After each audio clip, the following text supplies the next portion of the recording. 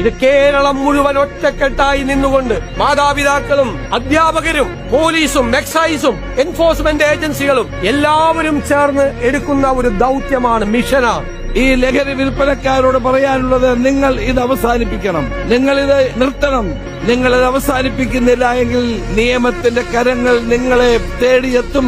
കേരളത്തിലെ പോലീസിന്, കേരളത്തിലെ എക്സൈസിന് അഭിമാനത്തോടുകൂടി രാജ്യത്തോട് പറയാൻ കഴിയണം, മയക്കുമരുന്ന് മാഫിയയെ, ഈ ശൃംഖലയെ, ഈ ചെയിനെ ഞങ്ങൾ ഇല്ലാതാക്കിയെന്ന് പറയണം. അതിനുള്ള മുഴുവൻ പിന്തുണയും എൻഫോഴ്സ്മെന്റ് ഏജൻസികൾക്ക് ഗവൺമെന്റിന്റെ ഭാഗത്തു നിന്നുണ്ടാകും എന്ന് ഞാൻ ഉറപ്പു നൽകുന്നു. നമ്മുടെ നാടിനെ വിഴുങ്ങുന്ന മയക്കുമരുന്ന് ശൃംഖലയെ തകർക്കണം.